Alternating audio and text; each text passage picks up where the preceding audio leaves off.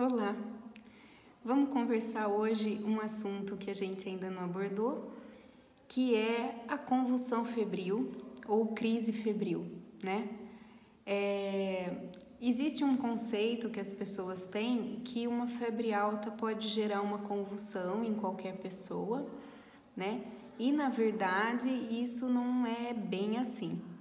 A gente pode ter uma crise convulsiva em decorrência de uma febre apenas em crianças predispostas.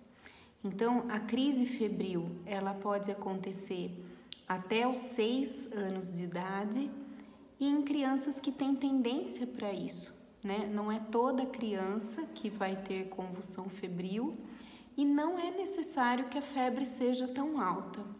Na verdade, a crise pode acontecer num intervalo de 24 horas da febre e está associada ao processo inflamatório, aumento da temperatura, né? O mais comum é a gente ver a convulsão acontecer na subida da febre, né? Não importando se essa febre é por uma infecção viral ou bacteriana, né? É muito comum as crianças terem uma única crise febril na vida e nunca mais repetir, né? Não ter outras crises febris. Mas quando a criança tem uma convulsão febril, a gente vai mudar o jeito de conduzir a febre a partir daí até os 6 anos de idade para que não venha acontecer de novo, né? É importante deixar claro também que a crise febril, ela não deixa sequela. Então, não precisa haver um desespero muito grande, porque meu filho vai ficar sequelado, vai ficar com problema depois disso, né? Não vai. Então, crise por febre não deixa sequela, né?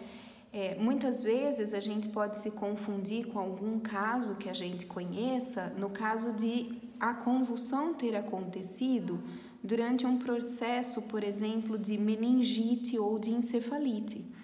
E aí a convulsão aconteceu por lesão no cérebro, não foi pela febre. Então esse pode ter sequela, mas é pela causa da infecção, que era uma infecção no sistema nervoso central. Se você está com uma febre que pode ser uma gripe, uma pneumonia, uma diarreia, qualquer coisa do gênero, você pode ter a convulsão por febre, né? E até os 6 anos de idade. Crianças maiores que 6 anos e adultos não devem ter convulsão por febre. Se isso acontecer, talvez essa pessoa seja uma pessoa com tendência a ser epilética ou já epilética e a febre só facilitou uma crise que viria a acontecer em algum momento, né? A condução da crise febril, há algumas décadas atrás, era feita com medicação anticonvulsivante do tipo Gardenal, medicações desse jeito que se usava antigamente, muito mais isso, até 6, 7 anos de idade, e isso não se faz mais hoje em dia. Por quê? Por 2 motivos. Primeiro, porque graças a Deus a crise febril não deixa sequela. Segundo, porque o anticonvulsivante por si só não segura a crise febril. O mais importante é a gente controlar a temperatura. Então a gente passa a medicar essa criança a partir de 37,1, coloca no banho, porque até a medicação fazer efeito, o banho já vai ajudando a baixar a temperatura, um banho morno, né? E você vai molhar a cabeça, você tá junto com a criança para não deixar ela sozinha.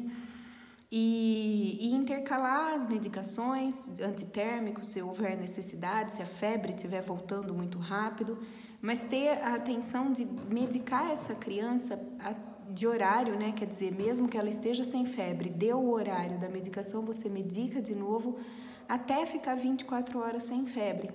Além disso, existem algumas medicações que são anticonvulsivantes, mas que a gente pode usar exclusivamente no período de febre. E essa decisão deve ser feita pelo seu médico. Existem alguns fatores de risco para você ter mais vezes crise febril, né? Como história familiar, criança já com algum atraso ou alteração neurológica, o eletroencefalograma alterado, se a primeira crise aconteceu antes de 1 ano de idade, se a crise foi uma crise atípica, ou seja, não a clássica convulsão febril. Então, tem alguns fatores que a gente avalia na consulta, examina essa criança para ver o risco de recorrência. Essa criança é uma criança de baixo risco ou de alto risco para ter novas convulsões febris. E aí, nesse caso, a gente pondera se além dos antitérmicos, a gente vai associar alguma medicação nas febres, tá? Não é mais usado medicação anticonvulsivante contínua para crise febril. Crise febril não é epilepsia, crise febril não aumenta o risco de ser epilético, mas existem algumas epilepsias que começam o quadro com crises febris, só que aí começa a ter crises sem febre, não desencadeadas. Então, o melhor profissional mesmo para avaliar isso é um neurologista infantil. Se ele tiver uma especialização em epilepsia, melhor ainda, né? Mas se você tiver acesso a um neuropediatra, procure, tire a dúvida, né? Crise febril é uma coisa muito comum na infância, que precisa ser acompanhada e que tem uma evolução boa, né? Todos os poréns que possam existir, na verdade, estão dentro dessas explicações que eu comentei. Mas é claro que cada caso é um caso e vale a pena discutir com o seu médico.